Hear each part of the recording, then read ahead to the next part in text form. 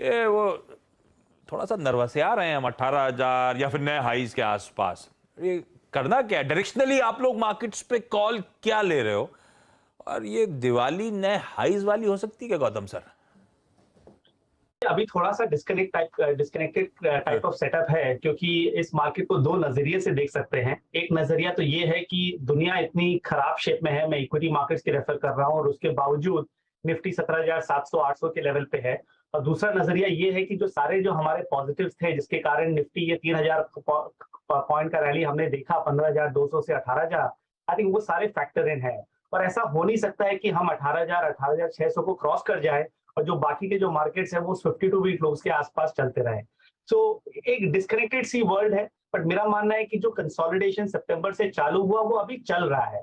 बीच में थोड़ी बहुत तेजी आती है, ऊपर में सेलिंग आ जा रही है, नीचे में वीकनेस आती है तो बाइंग आ जाती है, क्योंकि डोमेस्टिक लिक्विडिटी इंटैक्ट है। सो ये एक अच्छी सी कंसोलिडेशन है। आई थिंक ये अच्छी बात है कि मार्केट इतने हेल्दी वे में कंसोलिडेट कर रहा है। और मुझे यहाँ से कोई बड़ी तेजी नहीं दिखती है इंडेक्स लेवल पे, क्योंकि अगर आप इंडेक्स के स्टडीज को देखें तो ये 18,000 18,100 का जो जोन है, it is a mega mega resistance. तो जब तक हम इसको क्लोजिंग बेसिस पे क्लियर नहीं करते हैं तो नेक्स्ट राउंड ऑफ स्ट्रेंथ हमें नहीं देखने को मिलेगी। और नीचे में 17,500 के आसपास बहुत अच्छा सपोर्ट है, तो अगर वो ब्रेक करता है कभी ना कभी तो फिर मार्केट में वीकनेस आ सकती है। तो 17,500 18,100 का रेंज है। मुझे लग रहा है कि अगले 5 7 10 दिन हम इसी रेंज में रहेंगे, और depending on what the global markets do दूसरी मूव आएगी। सो इस मार्केट में स्टॉक स्पेसिफिक रहिए, थीम स्पेसिफिक रहिए। इंडेक्स और लार्ज कैप्स में ज्यादा कॉन्सेंट्रेट मत कीजिए, क्योंकि वो ग्लोबल मार्केट्स के कारण movements day to day basis पे आएगी, जो थोड़ी सी डिफिकल्ट हो सकती है ट्रेडिंग करने। मतलब एग्जैक्टली वही मैं पूछ रहा था। देखिए, हमने काफ़ी रेजिलेंस दिखाई है, लेकिन हम ग्लोबल सेटअप से बहुत देर तक बहुत दूर अछूते नहीं रह सकते। Let's talk about US. I mean, जिस प्रकार से यूएस की प्लेसमेंट है, डाउ की जिस प्रकार से प्लेसमेंट है, आई थिंक हमने लास्ट टाइम भी मल्टीपल इंस्टेंसेस में, कभी भी अगर आप देखें, आई मीन 3 इंस्टेंसेस में, चाहे वो कोविड हो, चाहे वो 2008 हो, या फिर उससे पहले .com हो, 200 वीक एक्सपोनेंशियल मूविंग एवरेज को हमेशा रिस्पेक्ट दी है। लेकिन इस बार कल का एग्जैक्टली लो वही था जो कि हमने जून में हेल्ड कर लिया था। वो अगर टूट गया, या फिर ये 31,000 की या 29,700 की ट्रेजेक्टरी टूट गई, तो यूएस कितने बड़े डाउनसाइड के लिए पॉइज्ड है, इस पर आपकी टिप्पणी चाहूंगा। देखिए, यूएस अभी भी एक बेयर मार्केट में है, और आई थिंक जो 2 महीने की जो तेजी आई थी, that has got sold into completely. अगर आप टॉप स्टॉक्स को देखें, एप्पल, गूगल, माइक्रोसॉफ्ट, नेटफ्लिक्स, इस सब को देखें, तो सबके चार्ट्स खराब है। और मुझे लग रहा है कि यूएस मार्केट्स में नई लोज आ सकती है। 3600 3650 50 का जो सपोर्ट है S&P 500 का, वो ब्रेक कर सकता है। अगर वो होता है तो इंडिया खड़ा नहीं रह सकता beyond a point. So I think ये हमारी सबसे बड़ी कंसर्न है, जो हम सब्सक्राइबर्स को भी पिछले 7 10 दिन से बता रहे हैं, और इसीलिए हम 80% कैश में भी है ट्रेडिंग पोजीशंस में, और थोड़ा सी वेट एंड वॉच मोड में चले गए हैं। और नॉट ओनली यूएस, अगर आप यूरोपियन मार्केट्स को भी देखें तो वो भी 2-3% दूर है अपने जून लोज से। तो जो इतनी बड़ी जो बीच में जो तेजी आई थी, सबका जो 61.8% रिट्रेसमेंट का जो सपोर्ट था, वो टूट गया है। यूएस का टूट गया है, यूरोप का टूट गया है, और एशियन मार्केट्स का टूट गया है। चाइना में ब्रेकडाउन है, हांगकांग अच्छा नहीं कर रहा है, ताइवान के चार्ट्स खराब है। तो एक वर्ल्ड इक्विटीज जब इतने खराब स्पेस में है, तो India beyond a point outperform नहीं कर पाएगा, और मुझे लग रहा है कि at some point of time यहाँ पर भी वीकनेस आएगी। तो इसीलिए थोड़ा सा कॉशियस रहिए। क्या आप लोगों ने यूएस की बात छेड़ दी, आपने कुछ स्टॉक्स के नाम लिए, तो फिर आईटी से पॉकेट्स में उसकी शुरुआत करता हूं।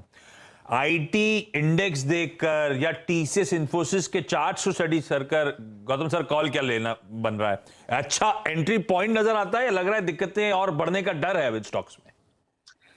देखिए, आईटी काफी हद तक नैस्डैक के साथ चलता है, और क्योंकि नैस्डैक का इंडेक्स इतना अंडर परफॉर्म कर रहा है, तो आईटी स्टॉक्स यहाँ पर भी चल नहीं पा रहे हैं। इसमें कोई डायरेक्ट कोरिलेशन नहीं है, बट हमने ये देखा है पिछले कुछ महीनों में और पिछले कुछ क्वार्टर्स में कि ये होते आ रहा है। और अगर आप आईटी इंडेक्स का चार्ट देखें तो 26,500 का बहुत बड़ा सपोर्ट है। इसी लेवल से हम 3 4 बार घूमे हैं पिछले 2 3 हफ्तों में। तो यहाँ पर एक बार एक टेम्पररी सपोर्ट जरूर आ रही है। शॉर्ट टर्म में कोई क्लैरिटी नहीं है कि वो यहाँ से घूमेगा, बट अगर आप medium term long term trend देखते हैं, तो यहाँ पर अगर आप खरीदारी करते हैं इन्वेस्टमेंट पोजीशंस के हिसाब से, तो ज्यादा डाउनसाइड है नहीं। तो मार्जिन ऑफ सेफ्टी काफी अच्छा है। मिड कैप आईटी में हमने हमेशा से कहा है कि केपिट टेक्नोलॉजी हमारी फेवरेट पिक है। हैप्पीएस्ट माइंड्स हमें अच्छा लगता है। बिरला सॉफ्ट में यहाँ से ज्यादा डाउनसाइड नहीं है, एलटीआई एलटीटीएस के सेटअप्स काफी अच्छे हैं, और जो लार्ज कैप आईटी है उसमें कोई मेजर तेजी और मंदी दोनों नहीं है। तो अगर आप इन्वेस्टर है तो इस लेवल्स पे आप पोजीशन बनाइए, बट अगर आप मोमेंटम को चेस करना चाहते हैं तो अभी भी आईटी से दूर रहिए। इंडिविजुअल अलग बात, लेकिन आईटी से अभी भी दूर रहना है। जब तक नैस्डैक के स्टेबिलिटी के साइंस नहीं नजर आए तब तक कहाँ एक्चुअली कोरिलेशन है। हम रोज सुबह चर्चा करते हैं कि नैस्डैक आज 400 पॉइंट गिरा, आईटी दबाव में रहेगा, दिखता है दबाव में, तो ठीक है, कोरिलेशन बैठता है और अभी थोड़ा सा दूर रहने की सलाह। दूसरा जो ज्यादा हैवीवेट और ज्यादा इंपॉर्टेंट पॉकेट गौतम सर, वो निफ्टी बैंक, बढ़िया आउट परफॉर्मेंस उस पॉकेट में। अब वो निफ्टी बैंक को देखकर, उसके इंडिविजुअल कॉन्स्टिट्यूएंट्स को देखकर क्या लग रहा है, ये आउट परफॉर्मेंस कब तक कितना चलेगा, या कुछ थकावट के इंडिकेशंस आने शुरू हुए? आप कैसे रीड कर रहे हो जब आप कॉन्स्टिट्यूएंट्स को चेक कर रहे हो? तो देखिए, निफ्टी बैंक को देख के थोड़ा सा डर लगता है। I think I will be very honest about it, क्योंकि मैं जब भी आपके चैनल में आया हूं पिछले 3-4 महीनों में, मैंने हमेशा कहा है कि बैंक निफ्टी एक ऐसा सेक्टर है जो आउट परफॉर्म करेगा, और हमने 41,800 का टारगेट रखा था क्योंकि वो प्रीवियस हाई था। और आप नोटिस किए होंगे पिछले 4-5 दिनों में वो 41,800 तक गया और वहां से हमने सेलिंग प्रेशर देखी। तो ये जो साइकिल जो शुरू हुआ था 3 महीने पहले 32,500 के लेवल से, वो एक ऑलमोस्ट वर्टिकल वे में 32,500 का हम 41,800 देख चुके हैं, और जो चार्ट्स है वो काफी वीक हो चुके हैं। तो हम तो यही कहेंगे कि इस लेवल्स पे प्रॉफिट बुकिंग कीजिए। 41,800 के बियॉन्ड तेजी नहीं लगती है। आईसीआईसीआई बैंक, एसबीआई जैसे स्टॉक्स जो बैंक निफ्टी को लीड किए थे वो काफी ओवरबॉट हो चुके हैं। तो अगर बाजार यहाँ से अगर ब्रेकडाउन देता है, निफ्टी ब्रेकडाउन देता है, तो it will be led by the banking stocks. So अगर आप 3 बड़े पॉकेट्स देखिए मार्केट में, रिलायंस इंडस्ट्रीज, आईटी और बैंक्स, तो तीनों ही एक ऐसे पोजीशन में आ गए हैं जहां पर हमें स्ट्रेंथ नहीं दिखता है, और इसके कारण भी मुझे लग रहा है कि 18,100 क्रॉस करना थोड़ा सा डिफिकल्ट है। ये पिछली बार से इस बार गौतम साहब थोड़ी तस्वीर और टोन बदल गया है सब।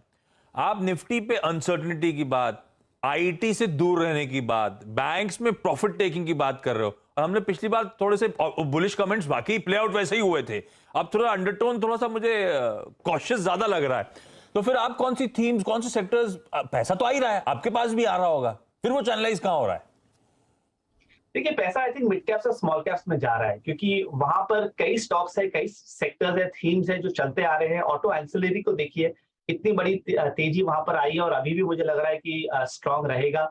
सीमेंट को देखिए, जो एसीसी ने किया, अंबुजा ने किया, जेके लक्ष्मी सीमेंट ने किया, जेके सीमेंट कर रहा है। तो ये आई थिंक बहुत बड़ी थीम है जो अगले 3 से 6 महीना, 9 महीना चलेगी। तो सीमेंट में ध्यान दीजिए। रियल एस्टेट और इंफ्रास्ट्रक्चर हमें अभी भी अच्छा लगता है, बट क्या है, थोड़ा सा हाई बीटा है, तो बाजार गिरेगा तो ये भी थोड़ा बहुत शॉर्ट टर्म में गिर सकता है, बट ओवरऑल ट्रेंड इसकी अच्छी है। और selective mid caps, unlock trade में देखिए, इंडियन होटल्स हमारा फेवरेट है। हम 1 साल से आपके चैनल पे हर बार बोल रहे हैं कि इस स्टॉक को आपके पोर्टफोलियो में होनी चाहिए। तो 330 के लेवल पे अभी भी खड़ा है मार्केट में, चाहे करेक्शन आए या नहीं आए। तो आई थिंक एकदम स्टॉक स्पेसिफिक होना चाहिए। ये सब जो मैंने 4-5 थीम बताए, आई थिंक उसमें अगर आप काम करें, और इंडस्ट्रियल्स, कैपिटल गुड्स और जनरल इंडस्ट्रियल्स का जो इतना बड़ा बास्केट है, आई थिंक ये भी एक अच्छा स्पेस है जिसमें स्ट्रेंथ मिलेगी।